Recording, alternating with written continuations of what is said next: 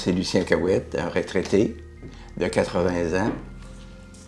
Et Camille Masson, une retraitée aussi de 86 ans. Le 1er juillet 67, moi, j'ai dit oui à 4h10 l'après-midi. Parce que quand j'ai dit oui, ils m'ont photographié, ils nous ont photographié, puis ils ont photographié l'horloge. À Saint-Mathieu, dans le temps. C'était la vieille église, c'était la baraque. Avant la construction, là, il y avait une chapelle, on appelait ça la chapelle. Là. Et je pense que c'est nous autres, c'est nous autres qui a été le dernier mariage.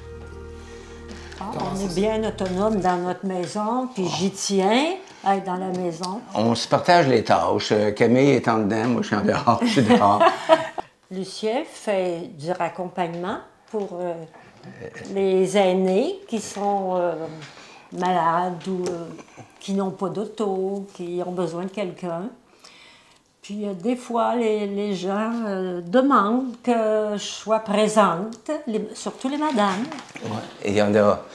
C'est vraiment... C'est le fun, c'est parce que c'est rendu quasiment un jeu. On s'amuse. Il y a des gens qui... au début, là, ils étaient insécures. Et puis là, ils se rendent compte à un moment donné, quand je leur dis, ben si ça vous inquiète, ben s'il y en a qui disent, ben moi, je vais partir tout seul avec un monsieur, je le connais pas, je connais pas, c'est ci, puis c'est ça. Alors là, je leur offre, j'ai dit, ben mon épouse peut venir avec moi. Ah là, on a des beaux exemples de ça. Oui. La popote aussi. Oui. La popote, ça fait au moins 3-4 ans même on a commencé avant la pandémie. Mais vraiment, c'est après la pandémie que je me suis un petit peu impliqué dans le conseil d'administration du Cercle d'amitié ici.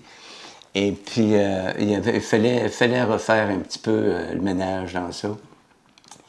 Et puis, j'ai pris des informations avec la popote Hollande de Lilith, des filles d'une extrême gentillesse qui ils m'ont dit, Lucien, prends-toi comme ça, comme ça, comme ça. Ça marchait bien, Lilith. Finalement, ça a pris un essor là, ici à Cap-Saint-Ignace. Et puis, à Lilith, ben, ils ont dit, nous autres, c'est pas les mêmes problèmes de repas qu'on a, c'est un problème de bénévoles. Ça fait que c'est pour cette raison-là que j'ai dit, nous autres, j'ai des disponibilités. Nous autres, la popote, on en fait à Cap-Saint-Ignace, on peut vous donner un coup de main. Et puis, ça a commencé comme ça. On fait Saint-Cyril tous les jeudis matins. De ce temps-ci, c'est féerique. Les couleurs dans les montagnes, c'est notre sortie de la semaine. C'est vraiment... Les gens sont formidables. J'emmène des bonbons pour les chiens, puis les chiens m'attendent. Ils s'en vont voir Camille, puis là, Camille leur ouvre la porte, puis là, il les regarde en voulant dire « As-tu des bonbons? » Puis là, ben, non, venez-vous-en dans la maison, puis on s'en retourne dans la maison, puis enfin... C'est une belle journée de détente, la popote à Saint-Cyril. Oui. Puis c'est toujours les mêmes, hein? Ouais. Ça va arriver un peu qu'il y a un nouveau ou une nouvelle, mais les gens qui étaient là quand on est arrivé sont encore là. C'est pour ça qu'on dit ils nous attendent. Et nous autres, on a hâte d'arriver, de revoir la façon. C'est plaisant. C'est un besoin. C'est un besoin. Il y a des gens... les gens qui n'ont pas besoin de la popote, là, ils font leur affaire. C'est pas eux autres, qui sont nos clients. Les gens autonomes, ils ont pas... Ben, il y en a qui sont autonomes, mais je veux dire, d'avoir au moins la chance d'avoir des repas une fois à Saint-Cyril, à Saint-Jean, pour Joly avec la Chaudronnée, c'est parce qu'on est fusionné avec la Chaudronnée maintenant. C'est 2 fois par semaine. Puis la Chaudronnée à Saint-Jean, c'est 5 jours semaine. 3 jours sur la ligne de Saint-Jean, puis 2 jours la ligne de Saint-Eugène, Saint-Cyril. Alors, c'est vraiment, c'est demandé. Ils font même de la congélation. Enfin, c'est extraordinaire la façon dont la Chaudronnée fonctionne, là. Et puis, pour ce qui est du transport médical ici, ben, c'est encore là. Faut composer avec les gens, faut faut avoir un petit peu d'empathie. C'est là qu'est le gros fun. Je me rappelle, moi, d'avoir transporté un monsieur qui était vraiment... Il était pas troublé, mais il était, disons, anxieux. Et puis, je me rappelle, j'avais dit, c'est un camionneur, c'est un ancien camionneur. Puis, il dit, j'ai dit, en montant, là, j'ai dit, vérifiez donc si je fais tout correct un peu, là, des fois, est-ce qu'il m'arriverait quelque chose? Et, je vais te surveiller. Puis quand on est arrivé à Montmagny, à un moment donné, il dit, là, t'es arrêté au stop, là, à la lumière, là, mais t'es embarqué sur la ligne blanche, là. Il faut que t'arrêtes à 20. J'ai dit, pas tout sérieux avec ça. Bon, oui, on rit pas avec ça. Mais j'ai dit, j'avais bien fait de me dire ça, parce que quand on va arriver à Lévis, là, dans le trafic, là, j'ai dit, oubliez pas de me le dire. Ouais, je manquerai pas de te le dire, là. Hey, c'est bien important, cette affaire-là. C'est toutes sortes de petites anecdotes de même, des fois, qui sont comme... Faut interagir avec les gens. Et puis, ici, à Cap-Saint-Ignace, tous les gens qui font du bénévolat dans le transport médical, c'est une équipe qui est formidable. La raison pourquoi on s'implique autant, c'est parce que l'instigatrice de tout ça, c'est Camille. Camille, dans sa jeunesse, elle a fait beaucoup de bénévolat. Moi, j'ai appris d'elle. Quand est arrivé, je me suis fait opérer en 2019 pour une opération à cœur ouvert. Le bénévolat, moi, je connaissais pas ça. Je travaillais 75-80 heures par semaine. Un job à 40 heures, moi, j'ai été arrêté. Et puis, quand j'ai eu mes pontages, il fallait que je demande aux voisins, puis viendrais-tu pour... j'avais pas le droit de conduire. Puis moi, je conduisais plus. J'ai arrêté à 80, j'ai arrêté. Puis ma voisine, Ghislaine, elle m'avait dit, on avait été la voir, elle dit, mais t'es donc ben nono.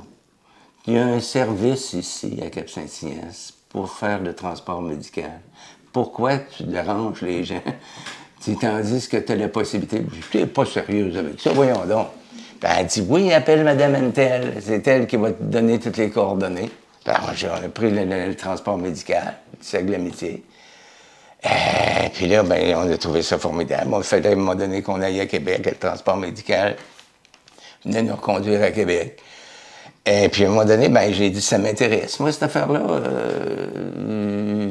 de rendre service, parce que je me rends compte que c'est un besoin, parce que quand tu es démuni, tu es vraiment démuni. Hein. On ne parle pas aux gens qui sont autonomes, on parle aux gens qui sont démunis, qui sont sans mots. Si on n'était pas là, c'est le néant. Alors, j'ai donné mon nom, et puis c'est de même que ça a commencé. Puis là, de fil en aiguille, il y a des madames, comme je disais tantôt, qui étaient un petit peu inquiètes, puis Camille s'assoyait en arrière, puis on jasait, puis on m'a dit « Ah, on est arrivé, mais ça n'a pas paru. » Puis une autre fois, c'est venu une marotte, ça. Puis aujourd'hui, les gens disent « Madame Camille, elle va-tu venir, là? Madame Camille, elle va-tu venir? » Je vais y demander. Puis c'est comme ça que puis ça continue. Je ne sais pas combien de temps on le fera, parce qu'il va avoir 80-86 ans, là. Il n'y a pas grand monde qui font du bénévolat à cet âge-là, surtout nos deux petits vieux dans les montagnes, l'hiver, à se promener. Il ne faudra pas renverser les plots non plus. On peut ralentir un peu à notre âge, mais il reste qu'on a encore... On fait beaucoup de travail bénévolement ici. On a un grand jardin.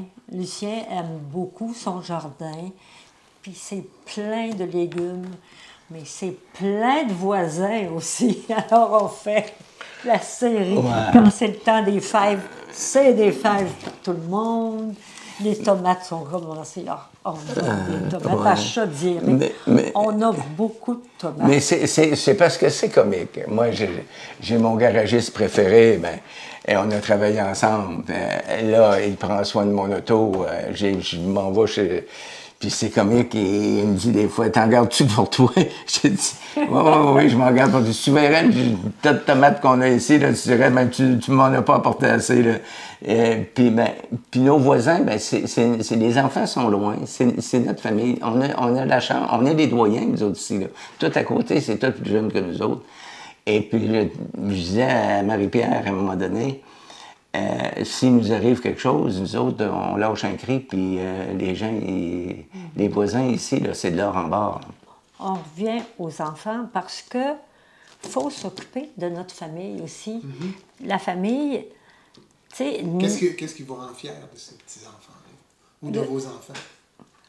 C'est parce que j'ai toujours poussé pour qu'ils fassent des études, puis avec un, ça ralentit un peu, mais il s'est bien repris, puis un travail qui lui plaît, puis dans ce qu'il a fini par étudier, parce qu'il avait repris, il a été arrêté au cégep, puis, tu sais, c'était dur pour moi, oui, c'était dur pour moi de le voir arrêter.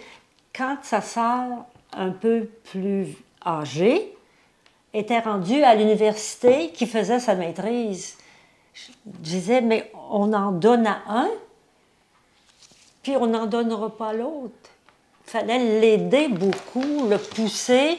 Puis à fin du compte, ça marche. Puis ses enfants, aller chercher 2 enfants à Chine, imaginez-vous que...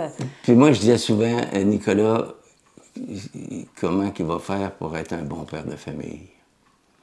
Ben, Tarvis, il est meilleur que moi. Les enfants en ont eu beaucoup, puis en ont redonné beaucoup. Je regarde ma fille puis mon gars, ils redonnent à leurs enfants ce qu'on leur a donné en masse. Ça fait que on est fiers. C'est notre réalisation, c'est ça. C'est faire du bénévolat actuellement. On a une famille, on est 7. C'est pas beaucoup. Hein? Mais j'y tiens. Hein? C'est notre famille, ça, parce que dans ma famille, nous étions 9 avec le conjoint, la conjointe. C'est toute partie, là. On n'a plus. Ça fait qu'on ne peut pas agrandir la table ici, là, puis on fait un souper comme on a déjà fait souvent. On ne peut plus faire ça. Ouais. Alors, il faut que ça soit entre nous autres. Puis, étant donné qu'on a la santé, ben c'est ça. C'est que là,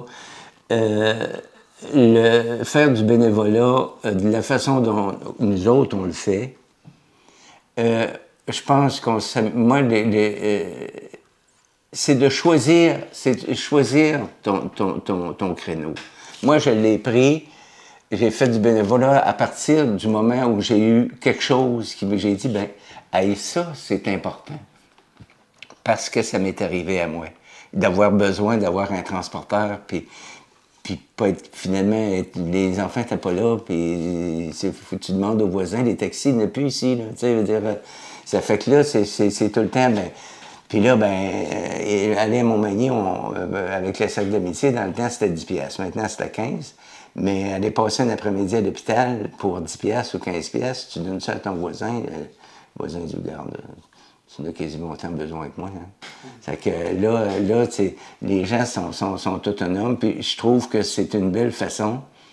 Les gens avec qui on fait des transports, c'est bien souvent des gens qui sont sans mots.